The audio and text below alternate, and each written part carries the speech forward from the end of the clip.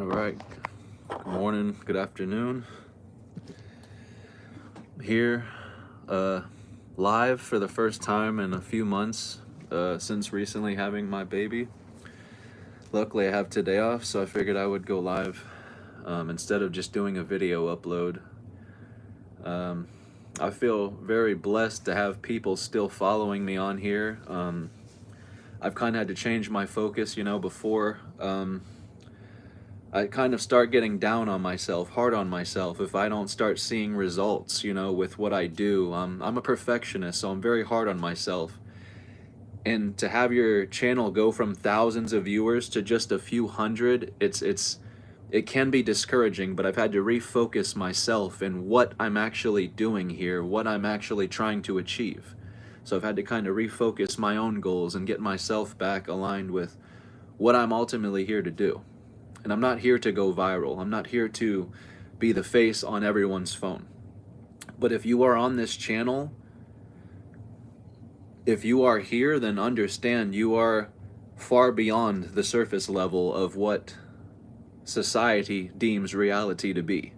If you are on this channel, then you are the few, the proud that are willing to investigate not only reality, but to challenge your own beliefs, to leave the crowds behind and to forget about the trending topics, to focus on but one topic, which is what this channel focuses solely on, and that's who you are. Never do we want to get lost in the distractions or the superficial questions. We want to keep that attention on who you are, because the mind will begin to scramble and try and create distractions, create questions to keep you from the focus of who you are. But back to the topic, I'm gonna play a short video on this TED Talks. This guy, Aaron O'Connell, talks about quantum superposition, quantum mechanics. He talks about how he took a piece of metal and they sucked all the air out of it, put it in a vacuum or some type of chamber, and they made this piece of metal vibrate and not vibrate at the same time, which will go into duality and will go into non-duality as well. But everything that I talk about in this channel and everything that I spoke on in these videos will kind of relate to this, and then we're going to kind of go over the event horizon, the black hole, and again, who you are. Because you're not human.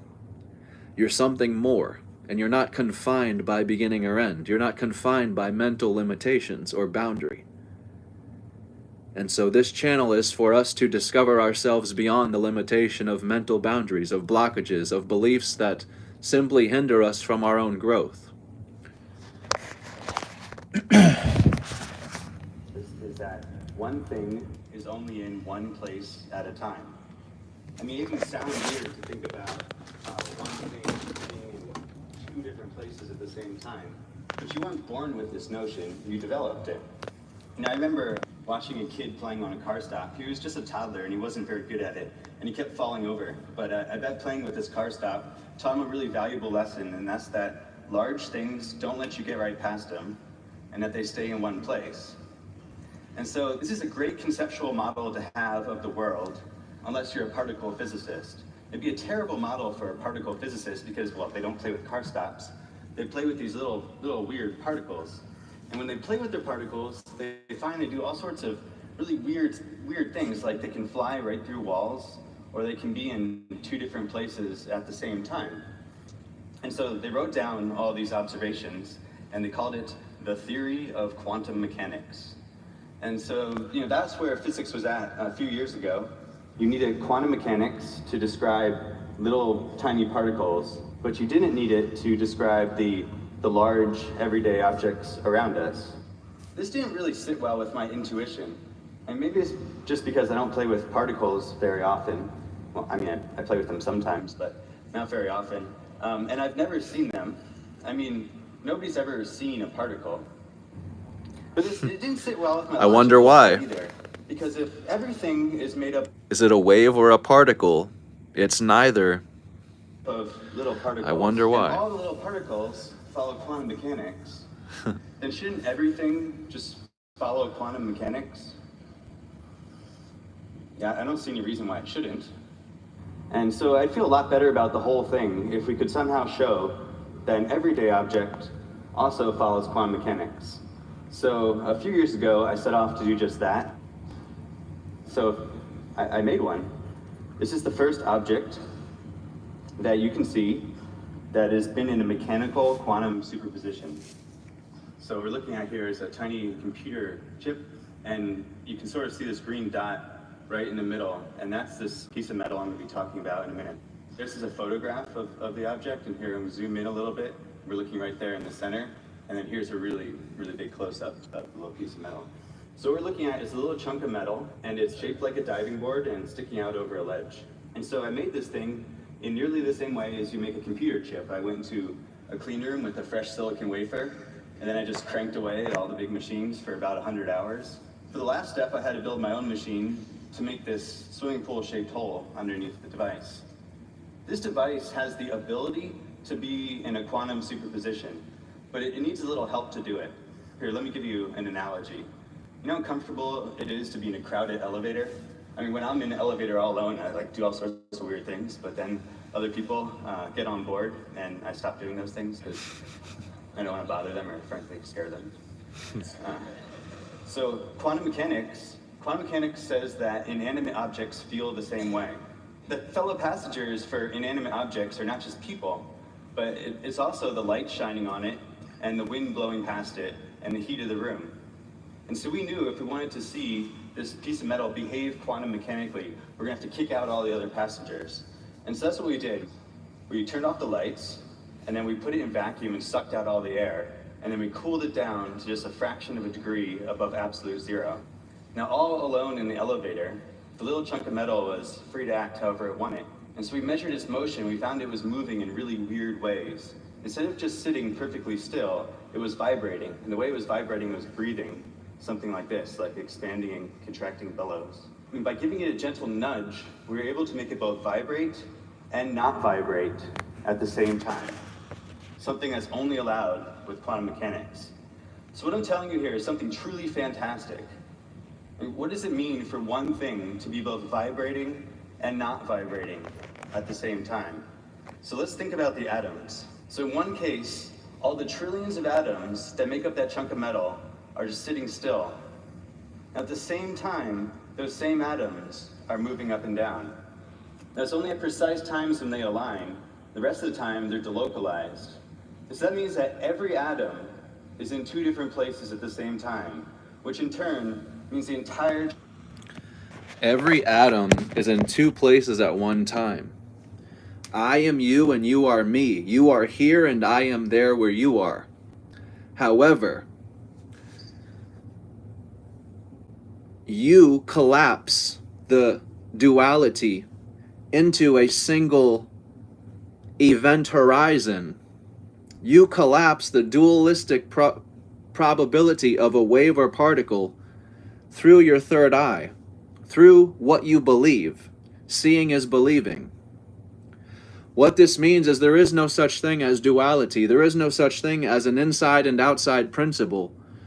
What this means is you are directly connected to what you are calling the earth, and what you have called the earth is but a screen to your own consciousness for you to project your formless thoughts onto. So nothing has a solid shape until you project that shape into it. Nothing has a solid definition or an absolute definition or an absolute anything until you project the belief, the definition, the shape, the wherever, the where, the who into the object. The same way we've projected a who into this object, the same way we projected a where into this object. But the conspiracy between inside and outside, you and me, body and earth, is very thin. The more you start narrowing down what this is and what this is, the more you'll realize they're one and the same. And they're reacting to each other. When you change your belief system here, it directly changes your experience with what you call reality. Now, there are many definitions of what a black hole is, and we still, I feel, aren't getting the proper definitions because we're separating ourselves from the it. We all have access to the internet. So look up what a black hole is, look up what an event horizon is. According to Google, an event horizon is the theoretical boundary surrounding a black hole, where the gravitational pull is so intense that nothing, not even light, can escape once it crosses that point. Essentially acting as, and I've used this word many times, a point of no return. And that's something I've talked about in many videos. When you experience death, you go past what's called this point of no return. And it's kind of like you going directly into that black hole, that event horizon, to look beyond the projector. What's been projecting the earth, the body, Tyler, you, me? What's been projecting all these concepts of who, what, where, and why? What's been projecting all these questions and answers out of this spoken person, this entity I call Tyler? And when you die, you are able to look behind that lens, behind that curtain, to see who you truly are at once. And you'll realize there is no you or me. There is nothing separate to the it, which is you, which leads you into the principle all is one, omnia ab uno, all from one. We're not understanding God, we're not understanding the God principle, all is one, because we are separating ourselves from the it. I'm trying to come up with a proper analogy, but it's as if you're studying and dissecting something that's been created, but you don't realize that you are the it the whole time. And that you studying and dissecting it is keeping you from realizing, from making the breakthrough that it is you the whole time. We're trying to understand God, the universe, black holes from a foreign perspective, from this little ant perspective, the microcosmic perspective of being human. And so we're playing very small with ourselves, which again serves no one. To challenge our beliefs, to be taken from our comfort, to have our comfort disrupted, is very divine, because it removes us out of our own ways. It forces us to seek a change. It forces us to question reality, or to seek something greater than what we've comfortably known. And that's where many people will say there has to be more to life than this. There has to be more to life than birthing and dying, than working your whole life away, than, you know, whatever we call this. There has to be something more, and surely there is. But again, back to the event horizon. It's a point of no return. It's considered the surface of a black hole, making the limit beyond which we cannot observe any events occurring inside the black hole. And again, it's the limit beyond which you cannot observe anything, because it is what you are observing the entirety through.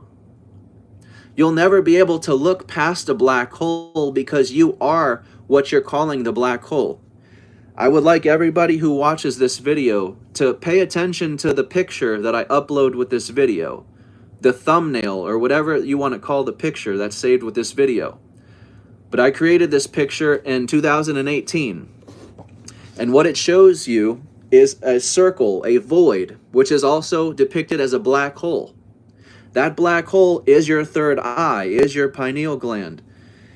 And beside that is two eyes, right eye, left eye, right hemisphere of the brain, left hemisphere of the brain. And what it's showing you is what you're calling the dualistic principle of past and future, here and there, you and me, forward and backward, on and off. It's the same with beginning and end, birthing and dying. What you're calling the black hole is your own birthing, is your own beginning. And again, there is no birth, there is no beginning. But it's the only point at which you can begin to make a concept or conscious concept of anything at all, because you are now projecting yourself outside of the it, the projector, to appear as something.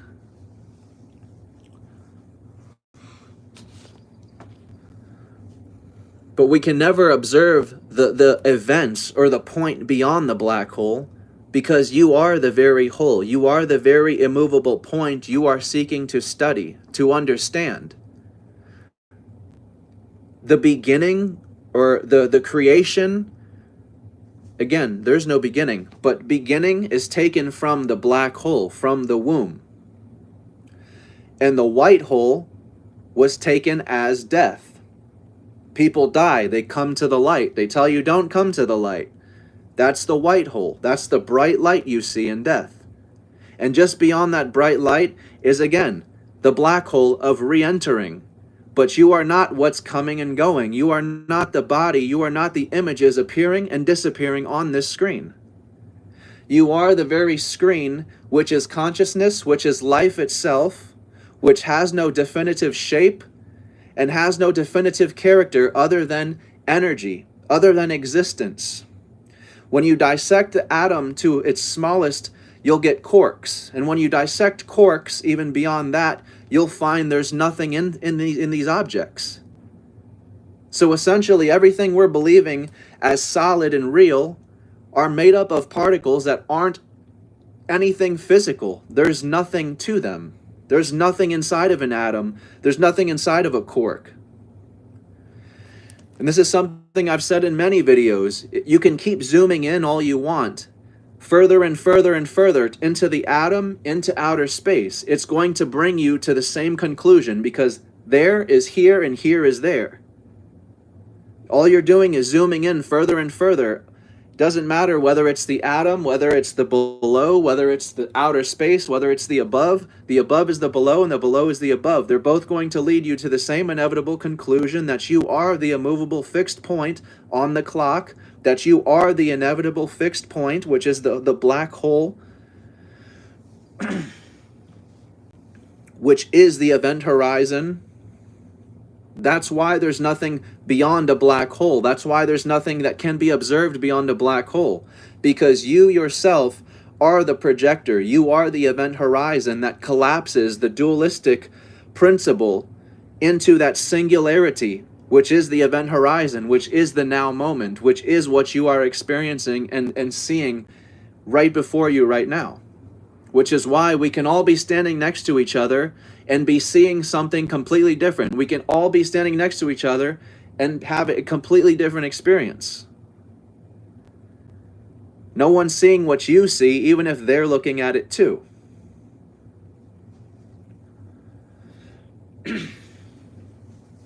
The only way we all universally connect and share an experience is through the one. Through the one energy, through the one consciousness, whatever name you like to give it, through the one God, through the one beingness, doesn't matter the name. But this is how we all connect. This is how we unify. This is how we are bonded. And I shouldn't say this is how we connect, because we are already connected. Nothing is ever separate. It's simply remembering that it's been you the whole time. It's remembering and awakening from the dream of separation, that you have been stuck in this body and stuck in this earth as this person, as this victim, as this thing. The government are trying to kill you. The government are trying to enslave you. All these are just, stories that we are creating for our ego, to safeguard our ego and remain our ego just a little bit longer. By you mistaking the governments or whoever they are as them trying to keep you here, trying to keep you in this lower consciousness, what you're doing is playing a game with yourself. And you're prolonging your own awakening. And it's kind of like what Morpheus says. As much as you want to be free from this dream, you are the very one keeping yourself confined through the mental boundary. You are the one that is defending the very system that is keeping you confined in this consciousness level. No one's doing anything to you. It is your very belief that constructs your reality. And those who don't believe it, don't believe they're doing this, again, you're playing small. Deep down, you know you're something so much more. But we will never allow ourselves to think we're actually God, to think we're doing something beyond what we're conscious of. What the truth of the matter it is, you're shining the sun without even trying to do it. You're not even thinking about it, yet you're shining the sun. You're phasing the moon, you're revolving the stars, You're flowing your blood, you're flowing the water of the oceans. This is your intelligence. There is not multiple life forms here. There is one life. And it's all of us. Everything is connected. Everything is this oneness, this being. And this is why when you die spiritually and you awaken from this dream state that you are in, you seemingly just become connected to the universe and everything in it. And it's not by chance. Once you know who you are here, you know your purpose, your meaning, all these questions that you tried answering through this ego. You can't answer these questions through the ego because you are not this ego, and the ego ultimately does not exist. So in you trying to answer these questions of spirituality through the ego, it will never fulfill your ego. You will be left unsatisfied. You will remain unsatisfied and searching for something more.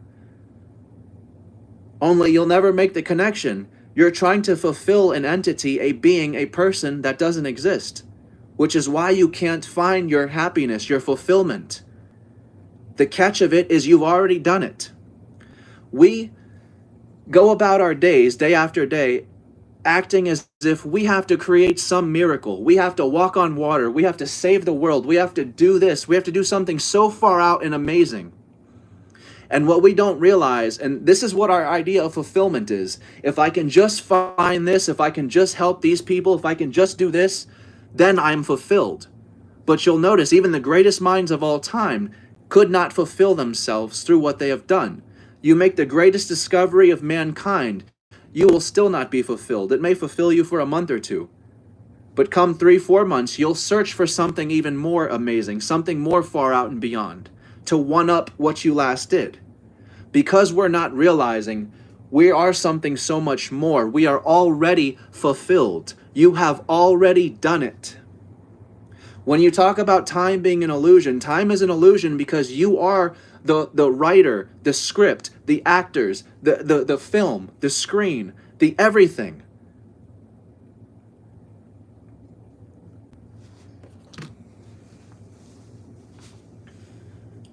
There is no such thing as time. There is no such thing as forward or backward.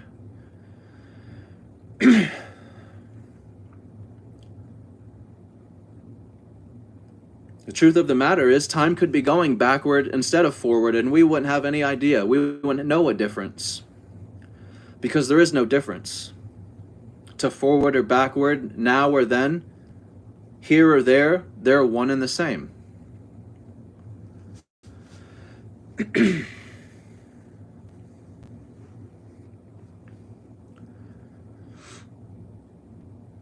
I talk about this in every video. Our concept of time with the clock, our concept of the atom, our concept of the universe, all features the dot and circumference principle because you are the dot and circumference. You are the center point that is fixed and cannot move, and the circumference is your head.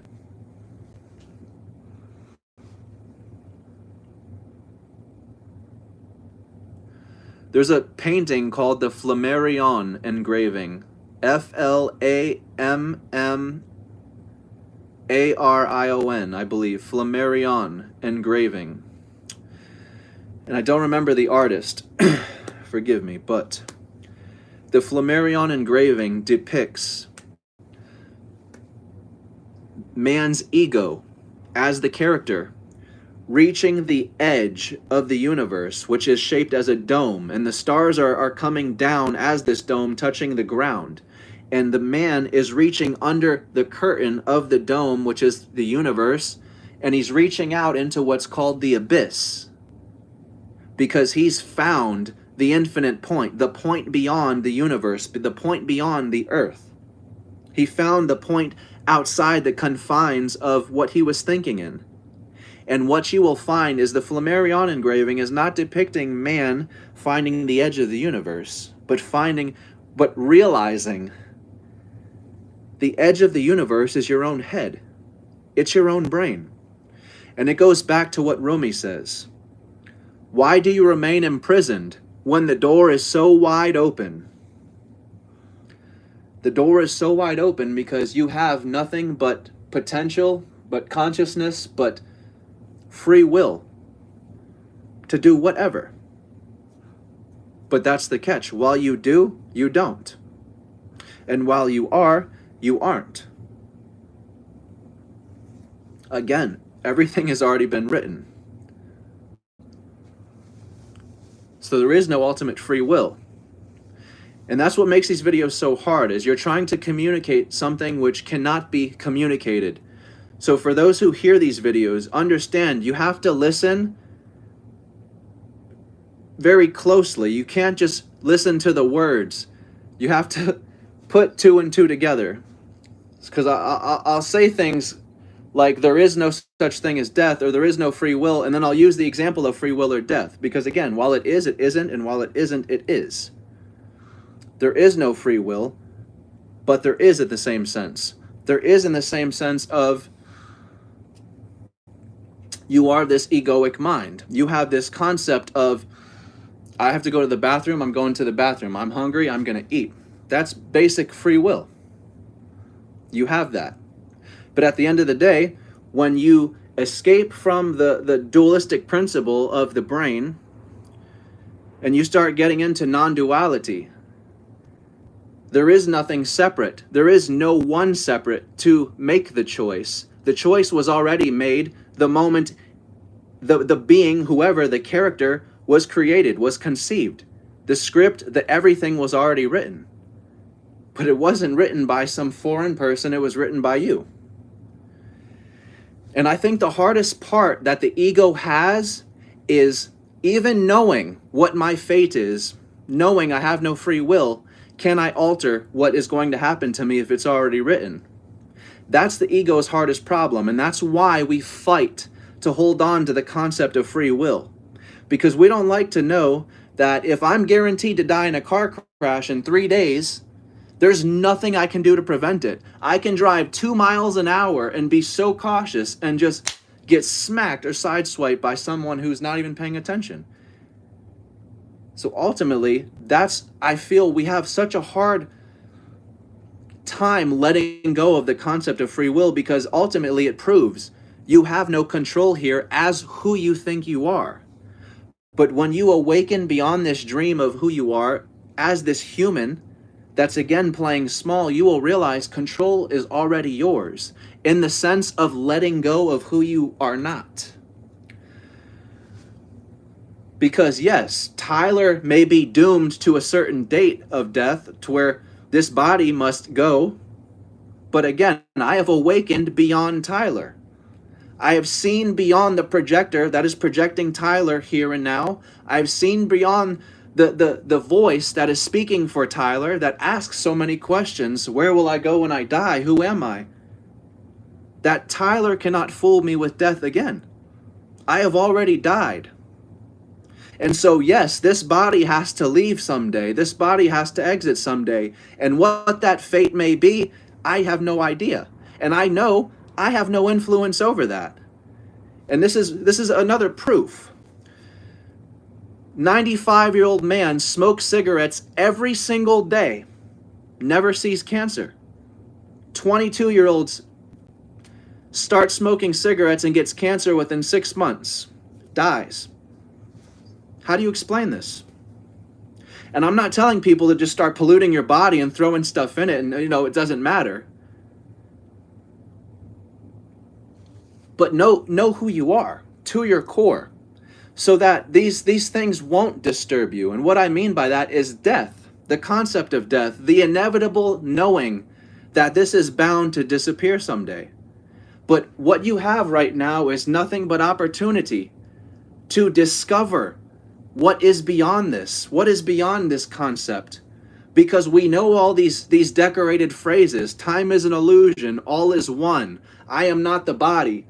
We say these things, but we have yet to experience them from within. Because once you experience them from within, you know, and when you know, you know. Your ego will never be able to ask another question. Because when you die, you will no longer identify, or when you have experienced death, you will no longer identify with the voice that is speaking, that you have identified with your entire life.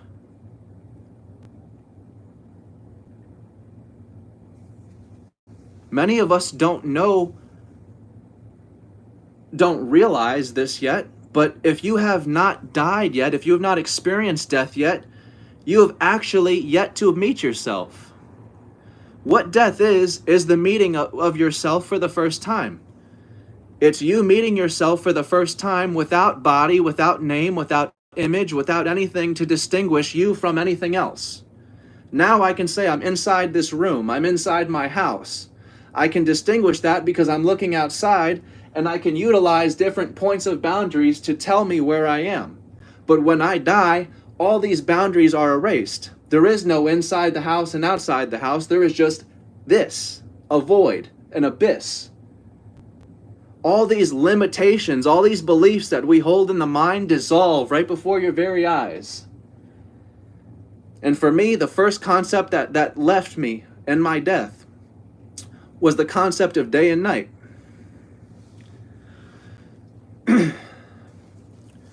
It was nighttime, but I had no concept. I had no idea what time it was.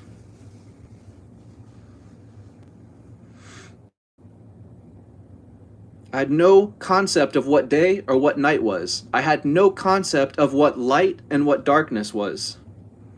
All I knew is that I am. And what that means is I am here. Because when you die, you look around. Again, you've said it. I am not this body. So when you die, you do not take this body with you. And that is, again, another hard part that we as the ego face in death. Is we hold a certain expectation of what we will face and when we die. We hold a certain expectation of who God is and meeting God, that meeting with God. But what you don't realize is this expectation belongs to who you think you are, which is this entity that has never existed. So the catch of it is you're dying to meet God, only to realize you're arriving at death to meet yourself for the first time. You will also find that after you have died and you're 100% sure you are dead, because there's no trace of this, there's no trace of the body, there's no trace of Tyler, there's no trace of anything that Tyler existed through. This is the point at which you know you are dead. Tyler is gone. You are still able to speak. You are still able to formulate thought. You're still conscious. You're still alive because there is no death. And it's in this moments where you're sitting in silence that you realize Tyler's long gone. Tyler's dissolved and dead. Yet there is something conscious right now that's telling me Tyler is dead. Tyler is gone. And this is where you slowly narrow the gap between your ego and God. This is where you slowly realize, gives me chills just talking about it, you're not meeting God. You're not coming here to meet God. You're arriving here to realize you've been here the whole time. And the reason it's called a dream is because you thought with full conviction you were traveling to these places. You were in this body. You were really feeling the objects in this experience.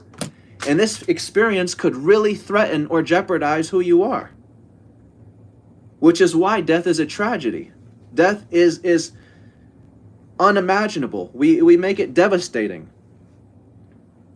But this is because of what the Western world and what we have turned spirituality into. Spirituality has gotten so watered down and superficial that we're not getting to the truth of what we are, of who we are. We're not being honest. We're not asking the real questions. Instead, spirituality has turned into a trending topic, a trending religion, where the superstitions are surpassing religions. When I first started this journey, 2017, 16, the spiritual community online at the time was so harsh against religious folks because they thought it was such a joke. How could you project this entity into a building called a church and you think someone's there watching you and all this But then you get into spirituality, you project something into these rocks. You project something into these stars and alignments. You project things into objects that are not there. And again, these superstitions surpass religion because religion has boundaries, commandments. You're not allowed to think past certain points, but spirituality has none. So you can get as wild and crazy as you'd like. But this is where you must reel yourself back in and ask yourself, what are you actually trying to do? By opening your third eye, what are you actually trying to achieve? Are you trying to change your reality? Are you trying to physically see objects morph or move in front of you? Because we need to be careful that we're not trying to lose our ego and pick up something else. And what I mean is something else to hold on to identify ourselves with. The most common thing that we do that with is a spirit. I'm not a body. I'm not Tyler, but I'm the spirit. I'm the soul of Tyler. And it's like we removed one boundary, one word, one veil, only to replace it with another. And again, only people who understand, you have to listen to these videos beyond the words. These words don't exist. These words are simply going to shape themselves according to your most sacred beliefs, which means everyone, all 15 people listening to this video right now are interpreting this video a different way. You're only hearing the depths of yourself. You're only hearing as deep as you've gone within yourself. So all 15, all 16 people right now are hearing a different message. But the catch of it is, I am you. You are me. We are not separate.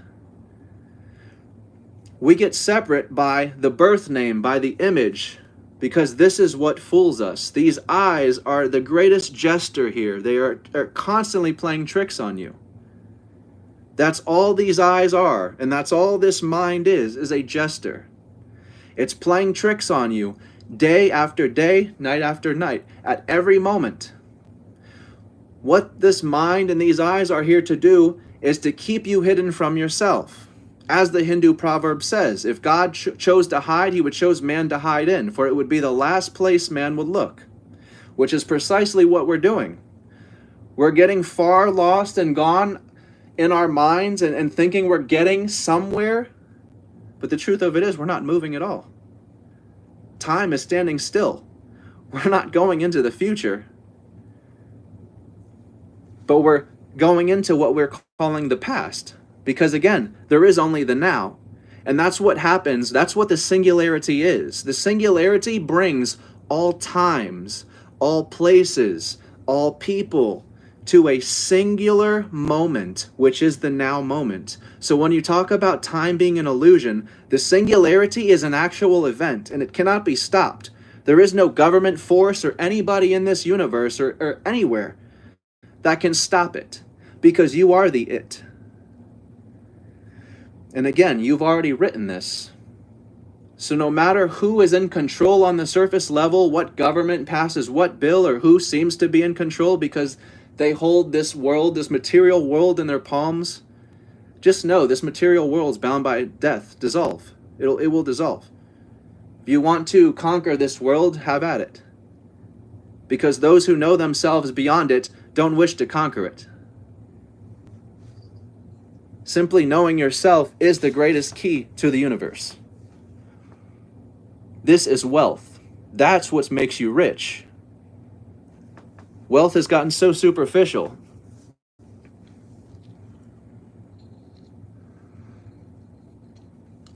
Because we've lost sight of who we are, and so we've lost sight of what's truly important, what truly matters.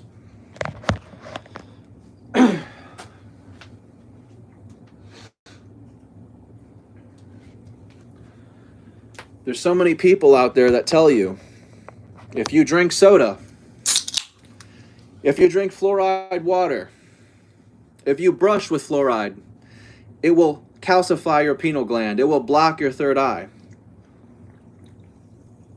I'm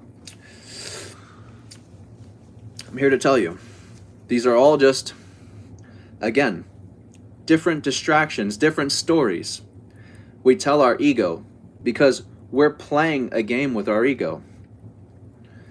When we tell ourselves the governments are doing this to us, or they're trying to do this to us, or they're keeping us in this lower vibration, you're playing a game with your mirror. You're playing a game in the mirror, and you don't recognize that it is you the whole time keeping you stuck. They are not doing anything because they are you. Again, not in the literal sense that you're trying to understand through the ego. How are they me? I have a different name. I look different. You have to go beyond the surface. On the surface, of course, you will appear different, which is why we are so fooled by black and white. Who came first, the black man or the white man, the chicken or the egg? The question itself is wrong. You're identifying yourself in a sequential order. Infinity has no first. What came first, the chicken or the egg? Once you understand infinity, the question is abolished. Because nothing comes first. You are not in a sequence of events. You are chaos. Which, again, sucks for the ego. Because the ego needs a fixed point to hold on to. This is the beginning. This is the end. But you're infinite. You're chaos. You have no fixed point. You're everywhere. Everyone. And nothing.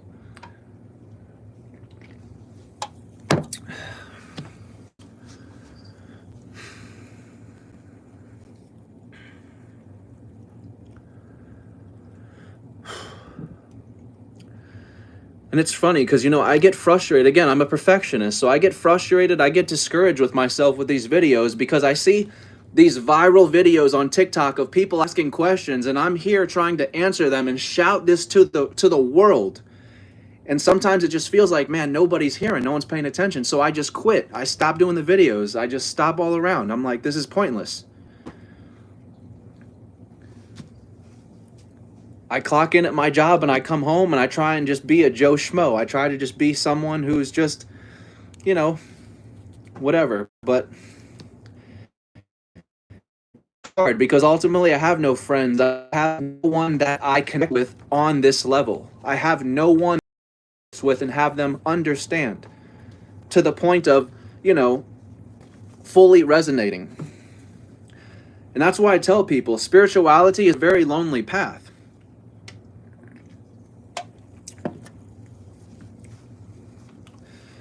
Many people want to follow the crowds, follow the trends, but the only way you will actually get results in your journey is leaving these crowds behind, turning your back on these trends because they're not going to put you in the right direction. It's actually going to hinder your growth and actual results,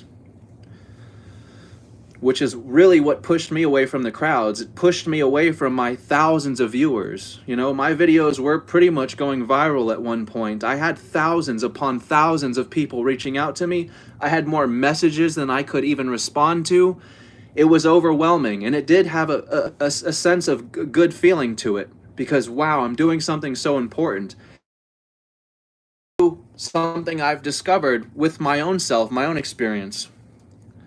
And seeing those results kind of greatly be retracted, it gets discouraging to a perfectionist because it's like, if I'm not seeing the results produced, there's no point. And that's just kind of how my mind works as Tyler. But I also think that's a Cancerian trait. Cancerians are very hard on themselves and very perfectionists, you know? So that's where I try and keep the fine line of, again, you're not Tyler, you're fulfilled already. You have to remain grounded in what you know and who you are. And again, that's not to say you don't slip back into the ego, you don't feel the emotion of the ego, but at the end of the day, you know who you are to your core, and this ego can never fool you again. So ultimately, I take the loneliness, the lonely path, because it's brought me peace of mind. It's brought me a peace of mind that saved my life. I went from someone that tried to commit suicide to try and help others to prevent them from doing the same. Because I was able to see beyond death and the fact that you're not escaping what you think you are. Suicide is not an escape. It's not a way out. It's only going to put you right back into what you were just trying to get rid of. It's only going to do the very loop you just tried quitting. There's no point.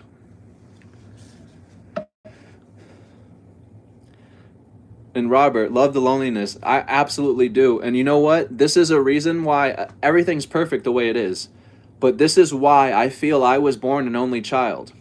I do have a half brother, but I've never lived with a sibling. I have always been an only child.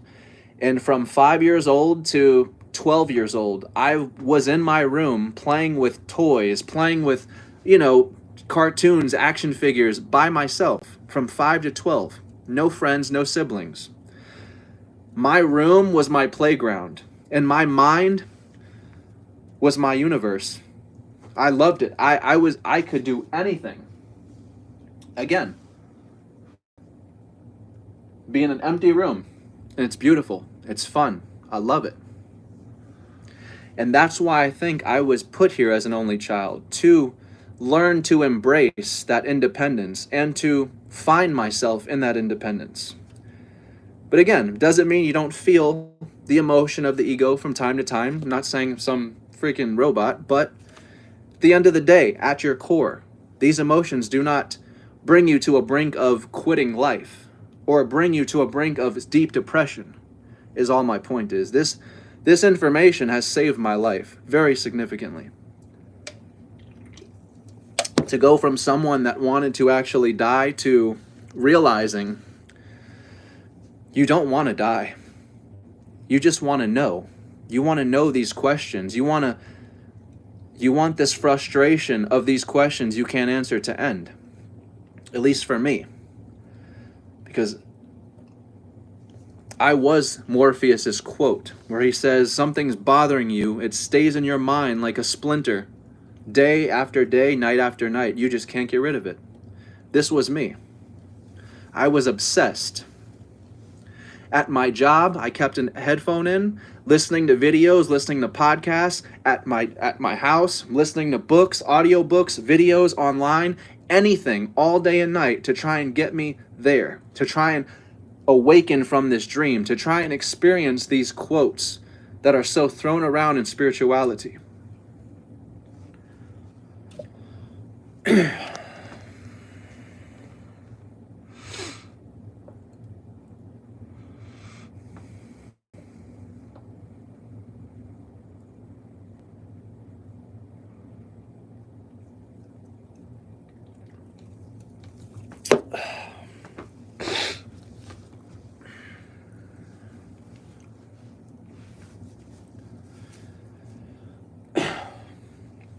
So, all I'm saying is that we should change our perspective of anything we're attempting to understand. Because as I said, you'll never understand a black hole when you're looking at it from a foreign perspective, as something separate to it. You can't study the black hole as the object that's outside the black hole looking in. You have to study the black hole, the object, as you're already there. You're already it. You are the point. There's nothing you need to look into or out of, but realize you are it. What you are looking for is what is looking. And what is looking is that fixed point beyond that projector. You yourself are what's called the event horizon. Again, as Google tells you, the gravitational pull is so intense that nothing, not even light, can escape once it crosses that point. The reason light can't escape this event horizon is because you are the event horizon projecting everything out. The Big Bang is not an event that has happened. It is happening every second of every day. The Big Bang is not some event that we can confine to a date and say it happened at this date and this time. The Big Bang is your very event horizon collapsing the duality of here and there, wave and particle, into your very experience now.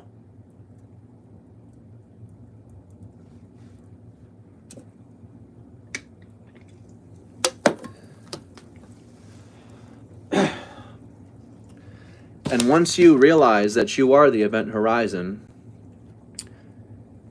you'll realize that this dualistic brain is your black hole and white hole, your beginning and end, your on and off. Darkness, blackness, nothingness is associated with birth, the beginning, the canal, the womb. Death is associated with the light, the bright light, the white hole. And this is what so many people, so many videos on YouTube with millions of views are telling people: when you die, don't go toward the light. Don't go toward the light, Terry. Don't do it. That light is you following the trail of the projector. Like it says, not even light can escape it. There's nothing you can do to escape the light. There's nothing you can do not to go toward that light. You are the very light. As you are the very darkness, you are the abyss. You're not on and you're not off. You are the non-dual point which has no word to express the in-between of on and off. It simply is. And that's why we are an impossibility in itself. That is why this universe can never seemingly just burn out one day or turn off with a light switch. Again, we identify ourselves with beginning and end, with turning off, and so we project the same concept into the earth and everything else. If we turn off, then surely this turns off. But again, you can change reality in a snap once you change what you believe here. Once you know who you are here. Never can this concept of the universe burning out, or a star exploding into the earth, or something shooting through our universe to explode, or whatever, you'll never fool yourself with these thoughts. This is entertainment. And you'll understand why NASA and these agencies have to propose the idea that you are in a physical place, suspended in outer space. Because the concept of outer space was taken from your formless mind. What color is your mind? Anybody? What color is the mind? Has no color, right? How far does your mind go? How far does your mind go? It has no limit, right? So essentially, we've taken the concept of outer space from our own mind and stretched it inside out and thrown it into the sky. The abyss that you think you exist in, as this where, as the place you're in, this universe that's infinite, is not actually infinite in that sense. It's infinite in the sense of there is no on or off. It's forever. Self-sustaining. Needs no correction.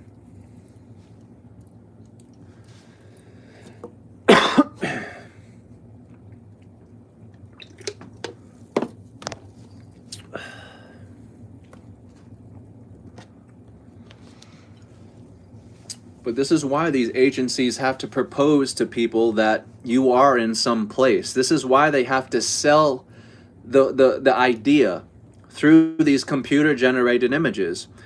And if you're familiar with the conspiracies that are viral throughout the internet, you are aware of the flat earth community. And one thing the flat earth community loves to utilize is the fact that NASA is lying. They're hiding something from the people. And I can offer you some advice to simply change your perspective on how you see that. You're not being lied to. You're being protected on a mass scale. And this may sound a little fantasy to some people, but the same way in the Avengers movies, the Marvel movies, there is a group of people that are orchestrated to protect reality in the timelines. There is a group of people here to protect your reality and timelines. They're not trying to lie to you. They're protecting the mass scale of people. The reason there's not millions of people looking up quantum entanglement and superposition and spirituality, because not everyone needs it. Not everyone's ready. Not everyone wants it. But when you force that onto everybody in a snap, now you're forcing yourself, you're imposing this onto people which are still innocent, simple-minded, and I don't mean to call names, but what I mean is they're still so on the surface, they will never even question whether this is a human being, whether we're actually in the earth or on the earth or somewhere else. There are some people so dependent on this system, which again is what we know is reality, that this reality has to be protected. Because once it shatters for certain groups of people, what you will have is mass casualty, mass suicide, panic, chaos. Which is why we have a system in order of place here. No one's trying to lie to you. It is to protect everyone on a mass scale. Because the truth of the matter is, these agencies have hit the wall in space. Once again, space does not go out infinite and far as we think. It's not an abyss. There is a level, there is a limit that we cannot get past. And if they actually disclosed that to the people and told the people, you would have mass panic right now. Because what this would collapse is the idea that you are suspended in space, dangling from something, and you're just hurling through space in a physical place called the universe. This can never be disclosed to the people on a mass scale. Which is why we have the government declassifying very serious information, crucial to who we are. It's all on the internet. But again, we're only going to search for what resonates here, at the level we are here. If we're still so deep on the surface level here, never will we even begin pursuing things as this.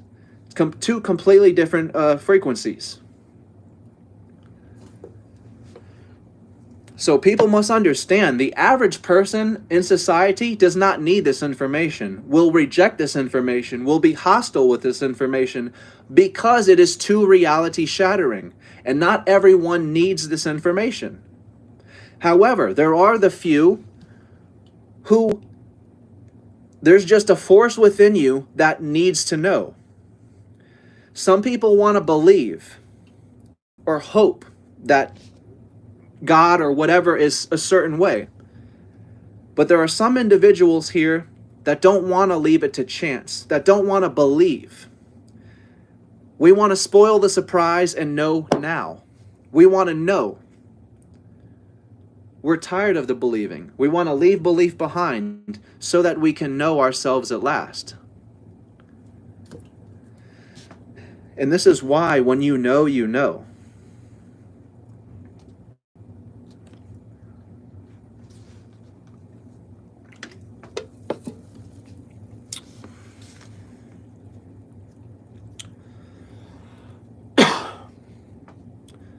What does it mean when I'm interested in such things? Such things as beyond the surface level?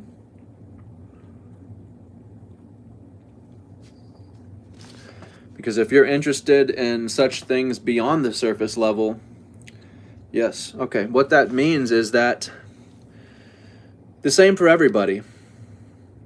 You once believed in reality to have a certain standard, a certain principle, a certain set of guidelines and rules. At least for most of us, as I did. And it wasn't until something huge, an event happened that made you question this reality, this set of rules, this guidelines, what you thought reality to be.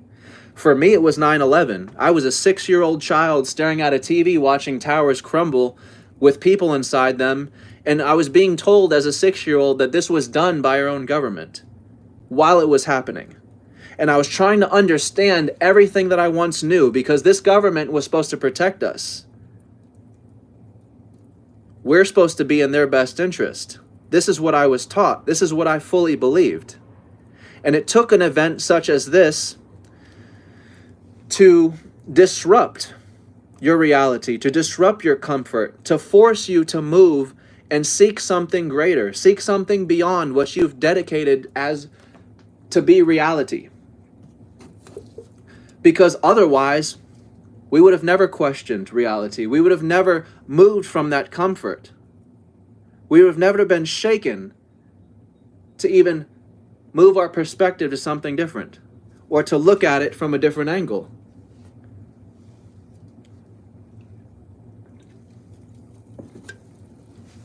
But ultimately, it starts with something small like that. And it just domino effects into bigger and bigger and bigger concepts until you're no longer questioning the government. You're questioning the world and yourself. Is the world even real? Am I even real? Who am I? And this is when you begin moving, expanding that consciousness, and you're going deeper and deeper. Some call it a rabbit hole.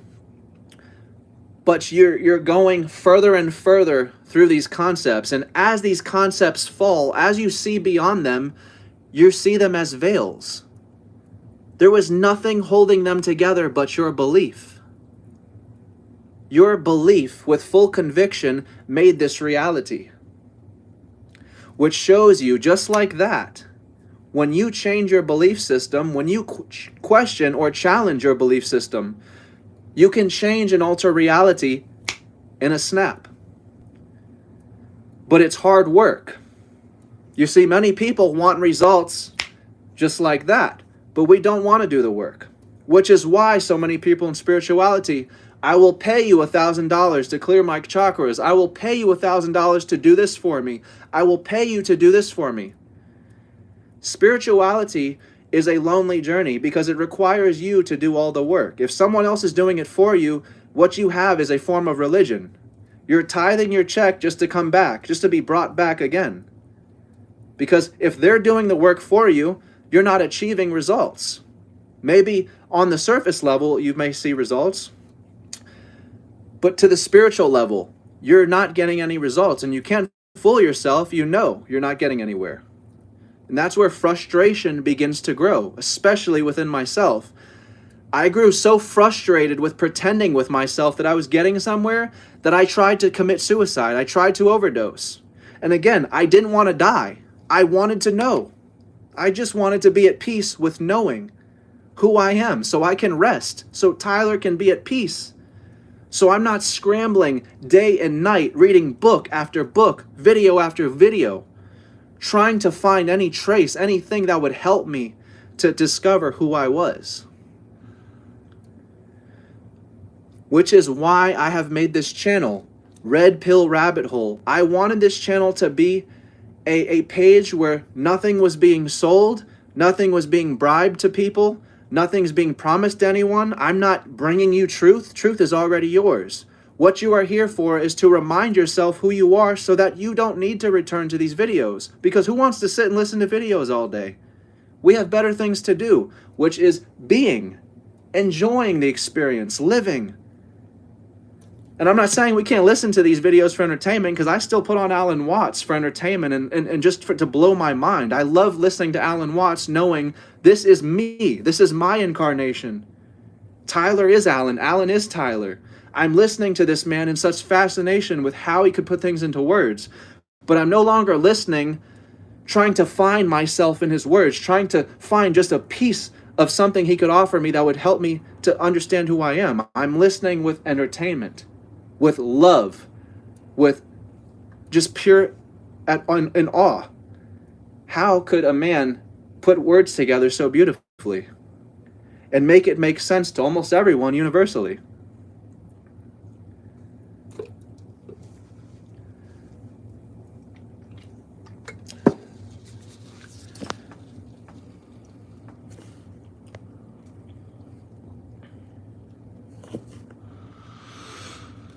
I wanted people to have an honest channel, an honest page on YouTube where they could come and find truth. And what I mean is Not someone offering you steps or practices to open this third eye. Because again, and over time, you'll realize you're not getting the results. Because anyone who has opened the third eye will tell you there is no practice, there is no doing, and there is nothing you can physically do to achieve this. So the moment you have tried to open the third eye with the doing, you have already failed. You have already misguided yourself. You've already proposed the idea that you can achieve something which can never be done. It's like finding the black cat in the dark room that isn't there. You can convince yourself you have it in your hands, but there is no black cat. It's a dark room. There's nothing here.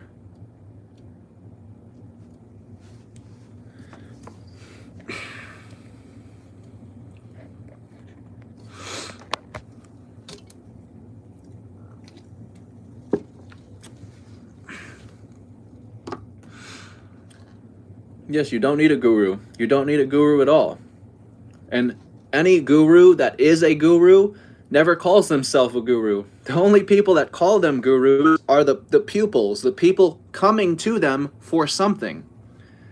You see? But the enlightened one, the Buddha, the guru, knows. He's not on some pedestal. He's not this being that you're projecting him to be that has something you don't. He knows the secret of himself. And so his job is to remove these blockages, these beliefs that are keeping you from realizing you are me. You're coming to me for this grand answer. But all I'm going to do is remove your belief system and challenge who you think you are so you can re-examine who you are and realize at last you were me the whole time. Which is why when the student is truly ready, the teacher disappears. Because there is no teacher. No guru calls himself a guru. There is no teacher. There is no role as such. There is you, the observer, that projects the role into someone. You tell yourself they are enlightened. They are the enlightened one. But anyone who knows, knows. You are me, I am you. I have nothing that you don't. You already have truth. You're simply here to remember. You've had it the whole time.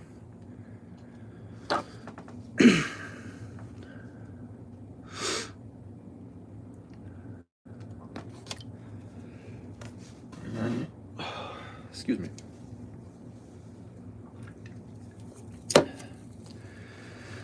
Listen, and everyone, don't be disturbed by me doing things like this. I do this on purpose, so for those of you who know me, know I do things obnoxiously to make a point. The same way on one video, I went and got some tap water from my tap and started drinking the water from a cup. You know, I do these things obnoxiously on purpose. Point is this cannot hinder your spiritual growth, cannot calcify your pineal gland. Whatever we tell ourselves is going to happen. When we tell ourselves such things like that, like we shouldn't brush with fluoride or we shouldn't do things, we've already put into our mind that if we don't do these things, something will happen. Something can happen. The only thing you have to do now is figure out what that something is. What happens when you stop using fluoride toothpaste? What happens? What results do you actually experience from within or without when you stop doing these things?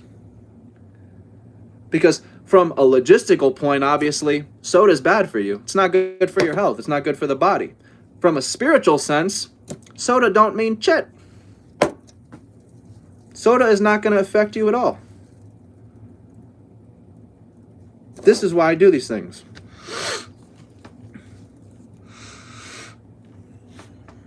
I'm only saying that because I saw somebody say, stop drinking that crap. And I'm not saying I don't enjoy a good soda every now and then too, so it's a win-win.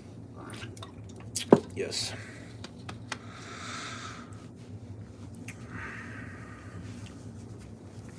There is nothing that can hinder our spiritual growth but ourselves, our beliefs. And for some people it sounds too simple. This is what the catch is about being an adult is. See, the adult mind is too complex. The child's mind is very innocent, what makes it pure. The child's mind is innocent. It has no definition for every object it experiences, which is why the child is in the full expression of God, of the it, because there is no definition veiling it from itself. It is in the highest vibration of expression, which is joy in motion. The adult becomes so complex in the mind, we become so sophisticated with all of our knowings, superficial knowings, all these facts that we remember, that we tell ourselves as this adult mind, truth has to be something sophisticated, has to be something complex, has to be something not everyone can do, not everyone can achieve. But the funniest part is the truth is so simple that it is too simple for the adult's brain to accept and be fulfilled with, to be at ease with, because we tell ourselves it cannot be that simple. Surely it has to be a more complex and sophisticated answer. But that's just it. It is so simple that our brains, our adult minds, don't allow ourselves to even consider, because it is so simple. And this is why there's a fine line between genius and insanity. Because many people as geniuses go insane because they go too far off the edge. These knowings don't actually bridge us with the spiritual, they gap us from them. They anchor us deeper into this material world and allow us to slip up and forget who we truly are. The fact that we are not in this world. We are not of this world. This world is of us. The mind doesn't live in the body. The body lives in the mind.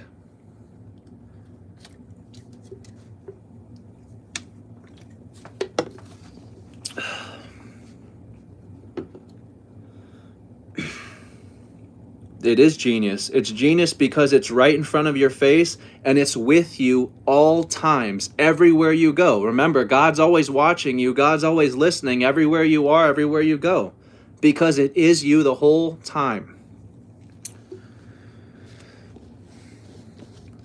We spend our entire lives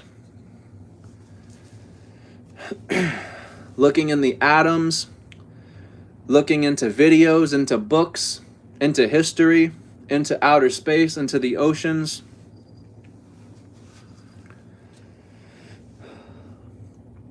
Only to be led right back to where you started.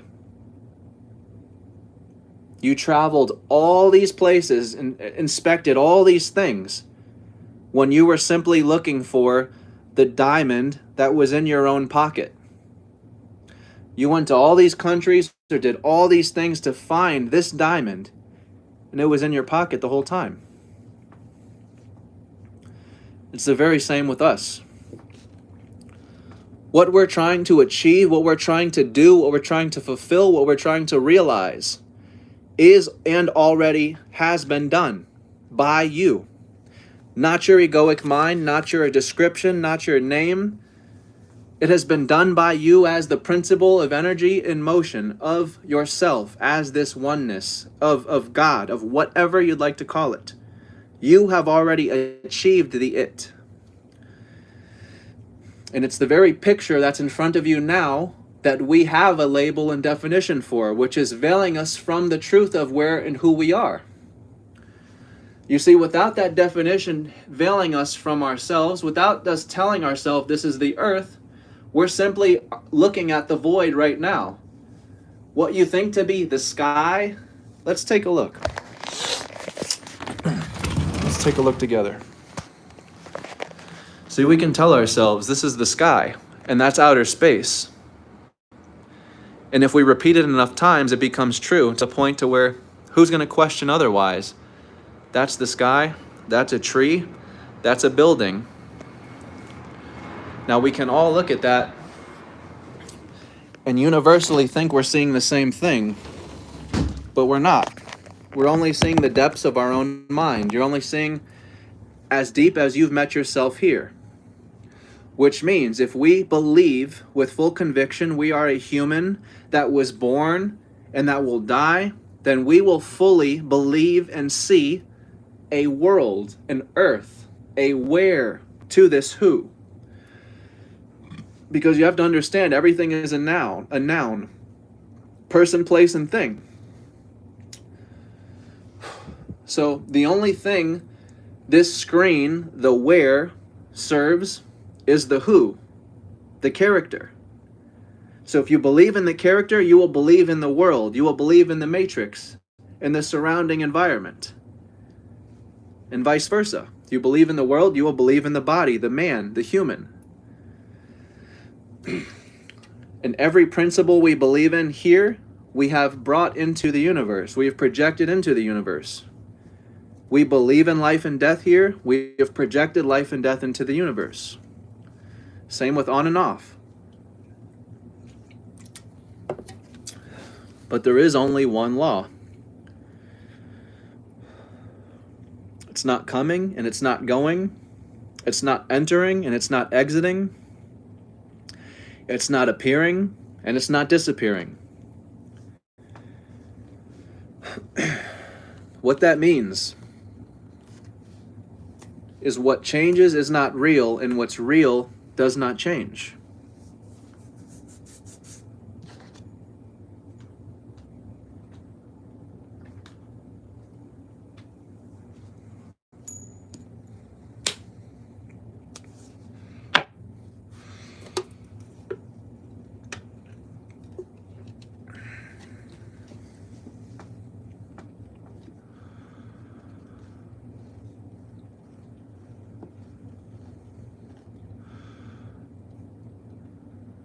Thank you, Shannon.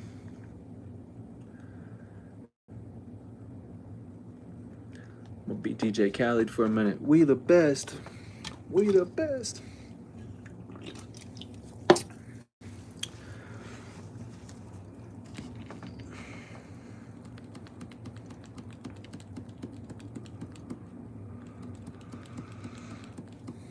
One thing I have had a hard time with too is for 6 years in a row,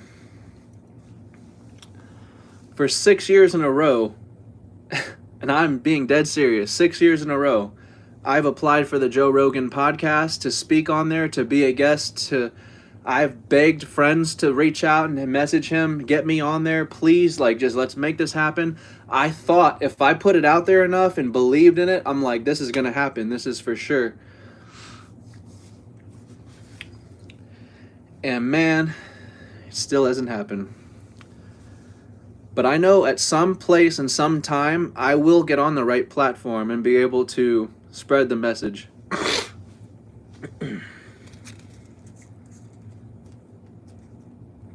And maybe I won't even be alive when that day comes. But I know what I'm supposed to be doing here, and it's this.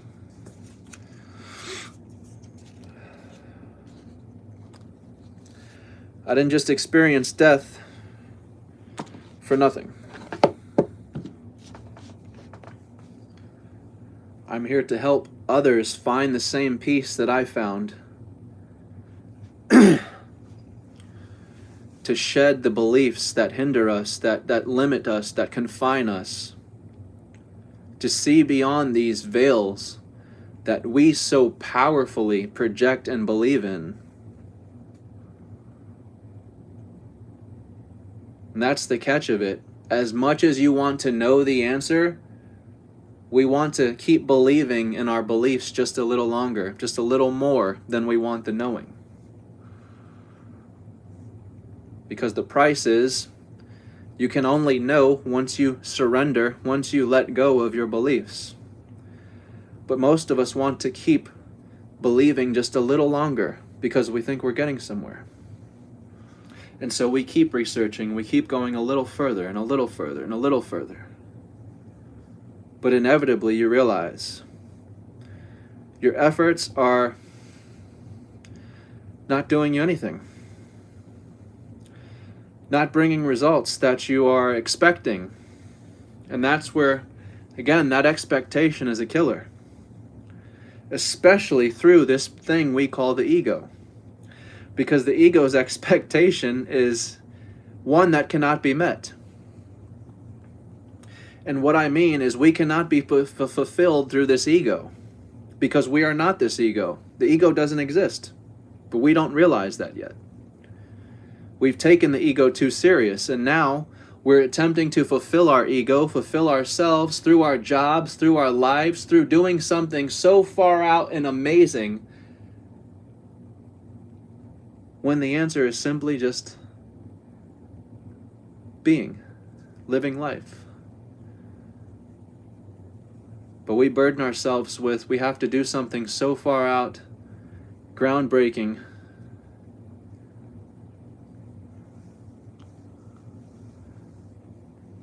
and we stress ourselves with things that don't have any relative certainty here.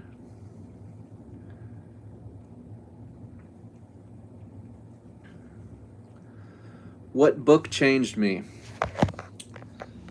Honestly, I would say no book, but I will give you one. 1 second.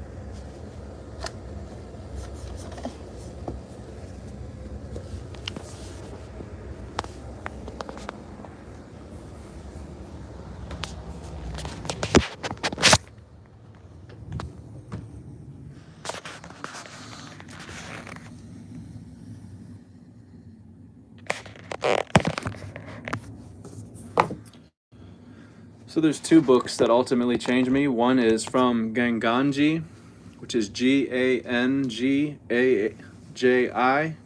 Gangaji. I'm sure I'm not pronouncing that right, but you have the spelling. Gangaji, it's called The Diamond in Your Pocket.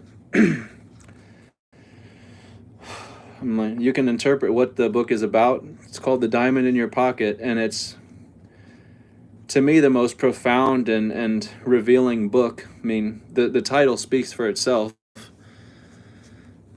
And the other one is Don Miguel Ruiz, The Voice of Knowledge. It was through my journey of my awakening when I had experienced death, and I was still trying to formulate thoughts as to what I just experienced. I fell into a really deep, dark hole, and some call this the dark night of the soul. But I was here for about 3 weeks where I was just in a deep, dark depression. I went to Publix. I bought 4 loaves of bread. 4.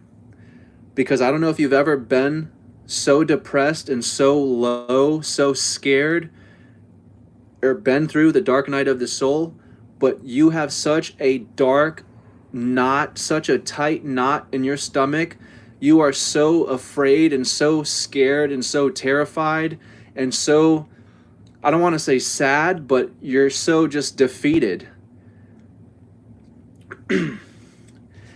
And your stomach hurts so bad, I could not eat food. I was not hungry. I had no appetite. I could barely keep liquid down.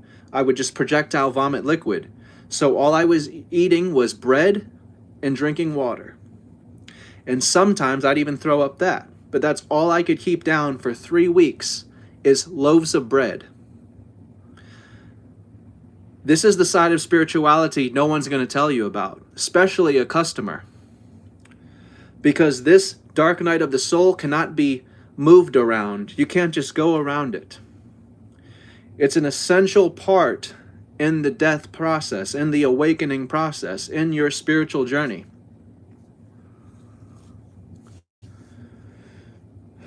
It took me a long time to put into words what I had experienced when I had come back to myself from this experience of death. I know I didn't just wake up and have this profound knowledge. It took me a few weeks to gather myself and understand what had just happened to me. And I have to say, it was this book that got me through it.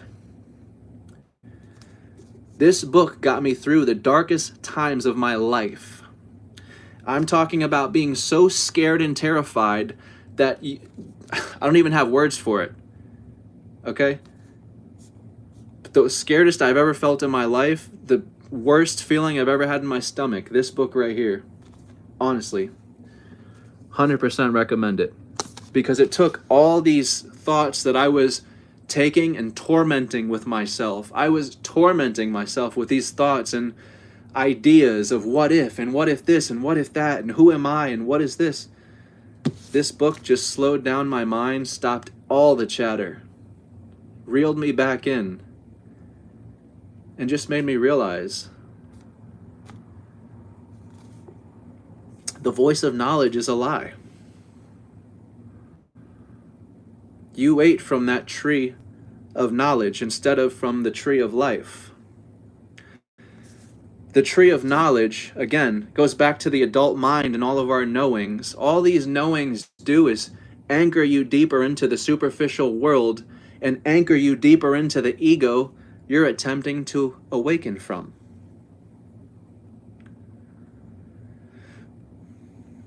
And so, when you're seeking an awakening, you don't want an accumulation of knowledge. You're not learning more stuff. You're unlearning all that you dedicated your life to, all these beliefs that you've held with full conviction. And it's hard work. It's very hard.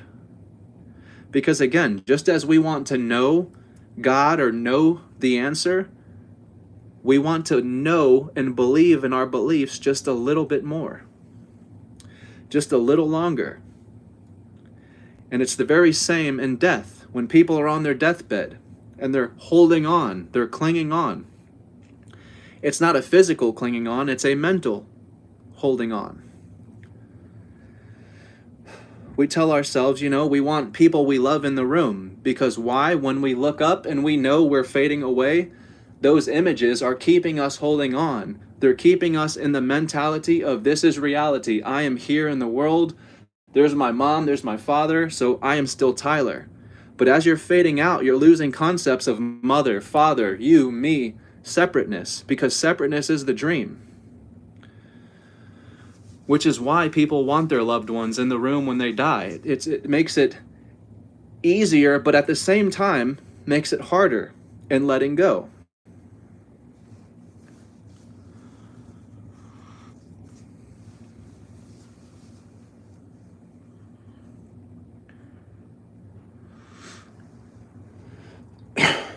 And yes, there is a difference between knowledge and wisdom.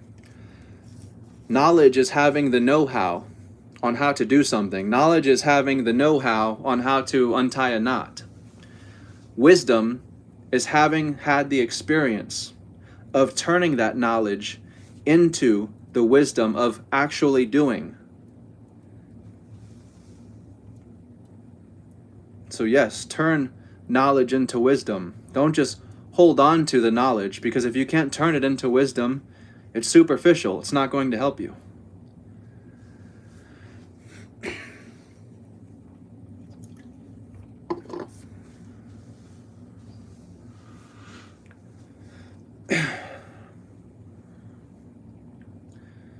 Your loved ones died once you walked out of the building. That's a lot of the times the case. Say sometimes, they will pass in the room, but most of the time, from what I've seen, it's when they leave, because it's easier in the death process to let go, to release yourself through these mental concepts. But when they're appearing right before you, it's just reinforcing the fact that you are this body, you are this person, you are this experience, and it's escaping you, it's leaving you. Which is why some can even panic in death. It becomes a tragedy. It becomes frightening. It's terrifying. Naturally so. We've dedicated our entire lives and told ourselves our entire lives that this is who we are. And so again, this is what spirituality is for, so that you can know yourself before it's time to depart from this experience as this image.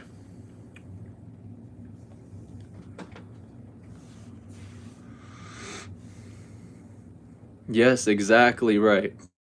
That's a beautiful example. That's why cats hide away from people.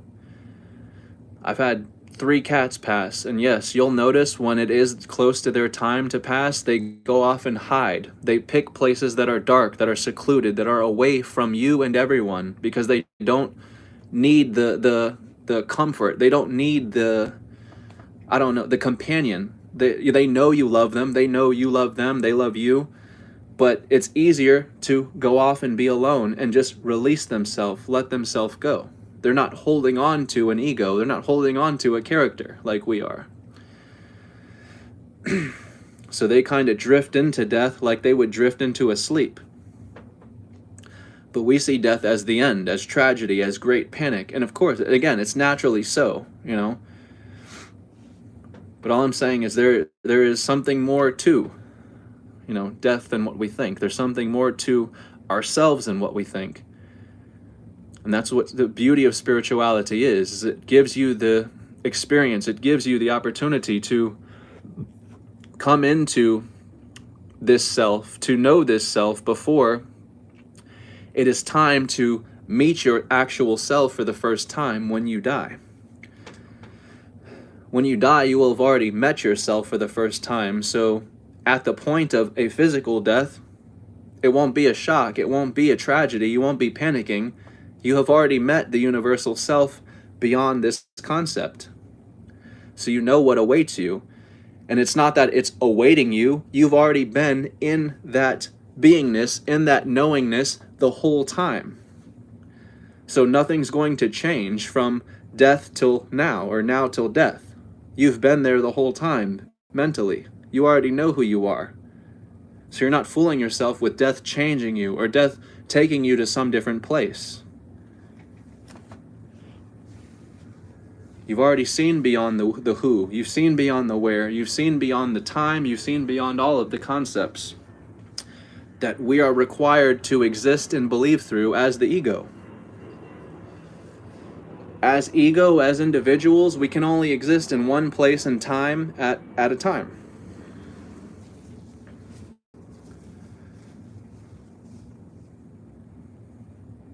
But that's what the singularity is, as I said. Merging all times, all places, all people, all things, back into that singular presence, back into that singular moment of now. And social media and the internet has already done it. We just don't realize it yet, but we're already there. All times, all people, all places are being connected through the internet, through the World Wide Web, and it's being brought back to the now moment which has always been, to remind us that there is no ancient civilizations. You are them, they are you. There is no future civilizations. You are them and they are you. And this is how we can consciously communicate with ourselves throughout the history of time, what appears to be separate events. When you see pyramids popping up at all different places of the earth at different times, how is this possible? Because it was you the whole time. It was the same hand that carved all of them. It was the same consciousness, the same principle that carved and constructed and thought of all of them. We aren't a universe, we are a universal mind. We are a quantum computer in itself.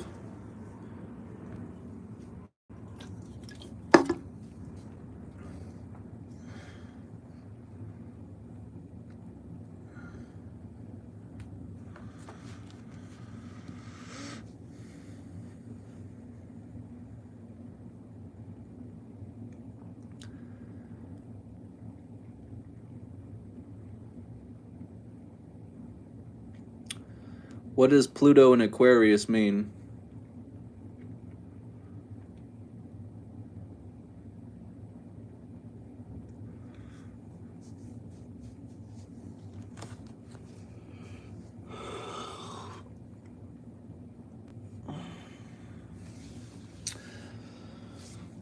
Black cube, I think it's just a symbol, the same as the cross. And I know a lot of people, say that the cube is the cross folded up. I get that. But what I mean is the cube is no different than these symbols that people create to depict something, to say something without speaking words. So you can look at the cube and interpret that as God, as the highest expression, as the highest symbol. Or you can look at that and say, that's Satan, that's Saturn, that's evil. It all goes back to reality is subjective. Seeing is believing. You are in a universe of your own, which means all of us will interpret this black cube differently. But you'll only interpret it to the depths you believe yourself to be and who you believe yourself to be. So for the people who think the black cube is Satan and Saturn is Satan and the governments have us worshiping Saturn instead of this, and we're secretly worshiping the devil, or we're stuck in this black cube and they're trapping our minds, all of these stories are being created by your ego to keep you believing in that ego as yourself. And so you're trying to find your way out as this ego. If only I can find them. If I can figure out this plot of where they are, what they're doing. But the clock strikes midnight when you realize and honestly look into that mirror of they. Whoever they are. They're trying to enslave us. They're trying to trap us. They're trying to keep us in a lower consciousness. Who are they? Because so many of us will have a different answer. It's this government, it's that government, it's this group, it's that group. When you return to the principle, all is one, it's you doing this to yourself. And there is no distraction, there is no place you can turn to place blame, which is why God and Satan were created. You can place blame on either one. You say, God damn it. You say, what the hell? Damn it, Satan. Either way, you have something to blame. God didn't do his job, or Satan did his job. Either way, it's their fault. God damn it.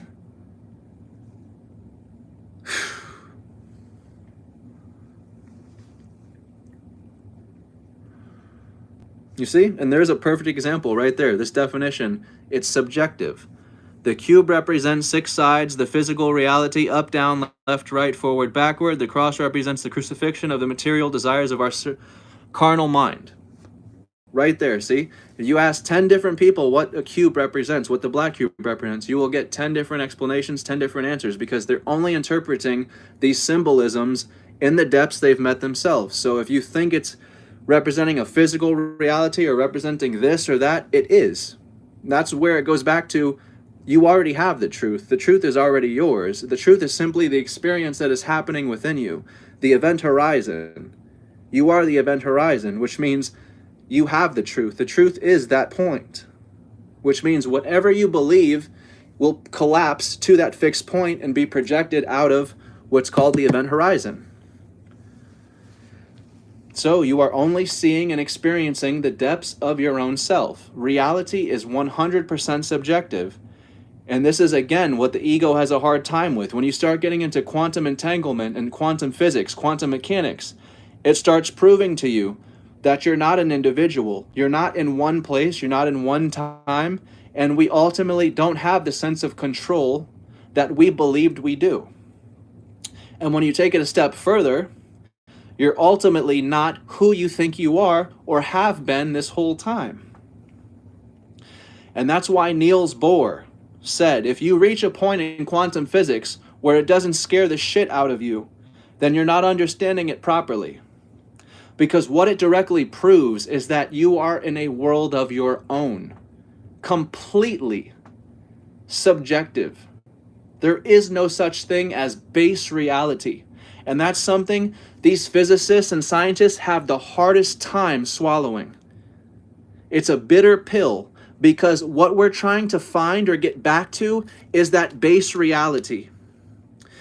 If we're in some simulation or we're in some, alien experiments lab, right, where we call this the Earth, how do we find the way out?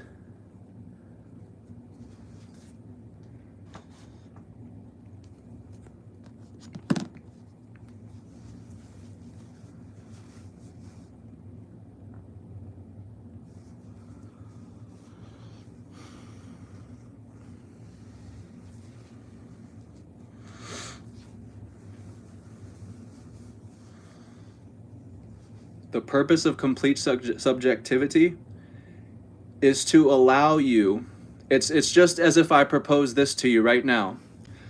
I'm giving you God's powers. And what that means is not that you can fly or walk on water. You can make this screen whatever you'd like.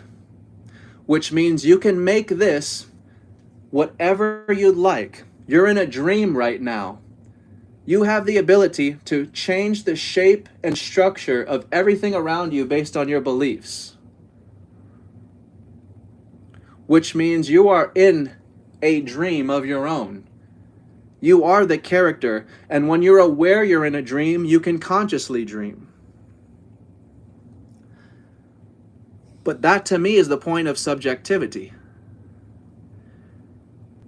Plus, without subjectivity, we're back to nothing is separate.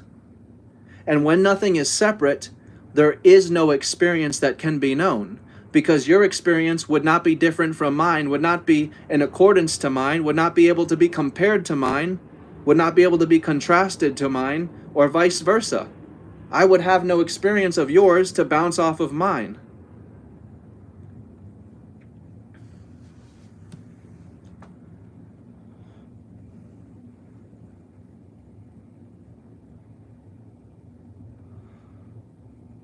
And that's what we don't realize. This is not reality. This is not life. This is the dream each and every one of us is awaiting for when we die, called heaven.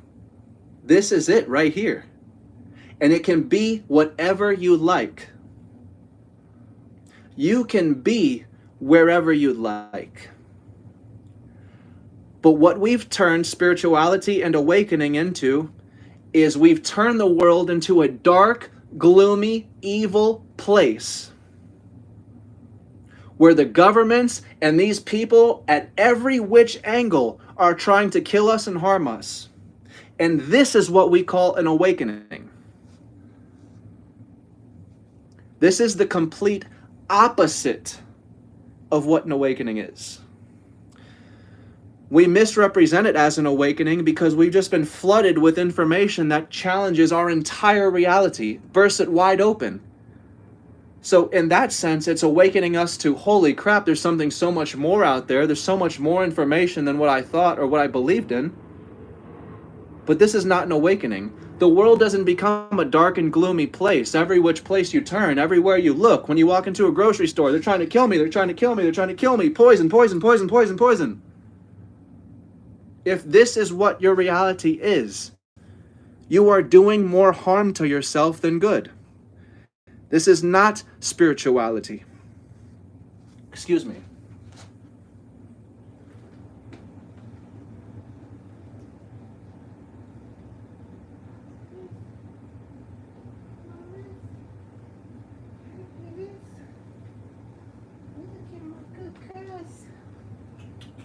Look at my babies. Look at my babies. Oh, look at my good girls. Oh, my babies. Mwah. My babies. She's so pretty. Oh. Good morning. Good morning. Hi. Good morning, babies.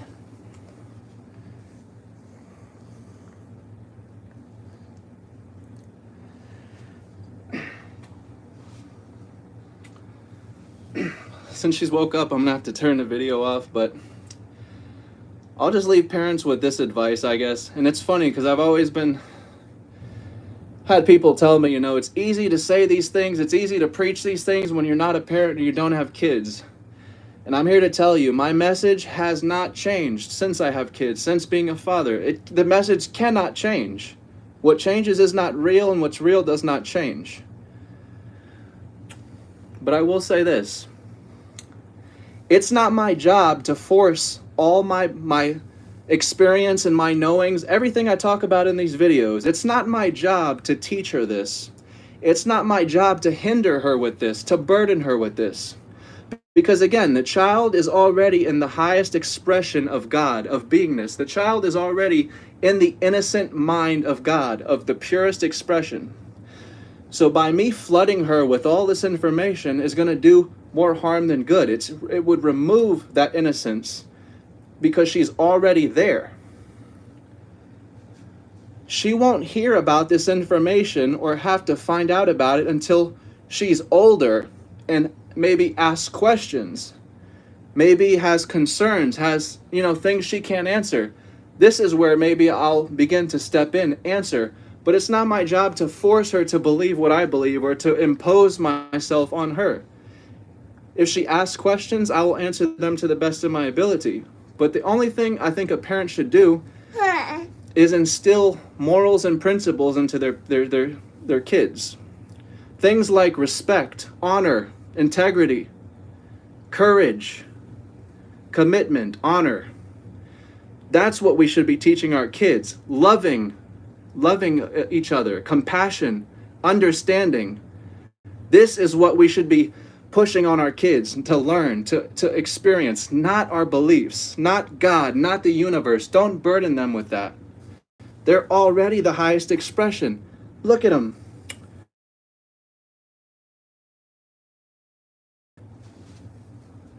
That's the catch. You're already there. That's why you end right where you began, to realize you've been there the whole time. It is you the whole time. Thank you, everyone. Love you. Bye. Say bye, mamas. Bye.